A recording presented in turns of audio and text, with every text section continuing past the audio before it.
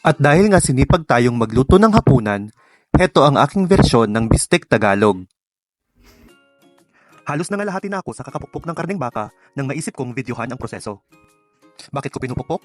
Wala lang, naglalabas lang ako ng sama ng loob. Joke. Kasi wala akong mahanap na thin strips ng baka, kaya pinaraanan ko na lang para numipis at lumambot. Pagkatapos pukpok-pukpukin, syempre, kailangang i-marinade para mas lumasa. Gumamit lang ako ng Sprite, toyo, bawang, asukal, paminta, at lemon para sa marinade. Nilagyan ko nga pala ng Sprite sa pag-asang makakatulong siya sa pagpapalambot ng karne. Parang effective naman, ewan.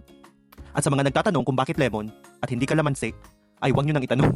Pinilit kong hanapin yung kalamansi pero wala talaga sa grocery store na malapit sa amin. Pero di ba masosyal? Lemon. Hirap na hirap nga ako sa kakapigan yan eh. Halos 4 na oras ko din palang binabad yung karne sa marinade. Pero mas okay ata kung overnight. After mag-marinade, oras na para magluto. I-drain muna ang marinade at totally i-separate sa karneng baka. Huwag itapon ng pinagbabaran at gagamitin natin yun mamaya. Magpainit ng kawali at lagyan ito ng konting mantika. Pero kayo bahala, sa mga di pa high blood dyan, sige, isabaw nyo yung mantika. Una nating i-sear ang white onion.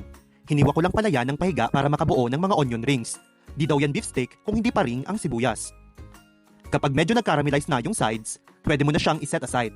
Huwag masyadong lutuin, kundi mapapalo talaga kita. Ngayon naman, oras na para lutuin ang karneng baka. Ilagay lang sa kawali at hintayin mag-brown. Tansyahin nyo na lang, di naman kailangang matagal siya sa apoy. Maluluto din naman siya agad. Siguraduhin nyo lang na di siya ma-overcook. Yung tipong nangingitim na at matigas na parang nasunog mula sa apoy ng impyerno? No, no, no! Pagluto na, iset aside din muna natin siya. Now for the sauce, magsimulang magsaute ng bawang. Minins ko lang pala yan. Hintayin mag-brown ng konti at mapuno ng mabagong amoy ng bawang yung kusina. Pagkatapos, ilagay ang mushroom. Optional lang din pala ang mushroom na yan, pero nakakadagdag lasa din at laman-tiyan din yan.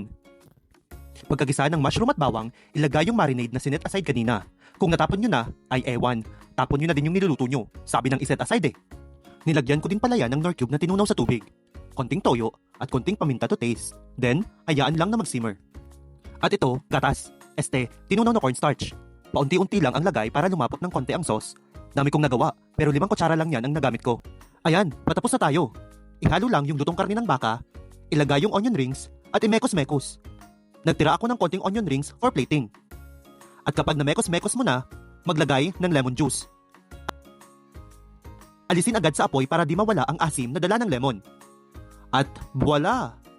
I-plating mo na at meron ka ng Bistek Tagalog. Tara, kainan na!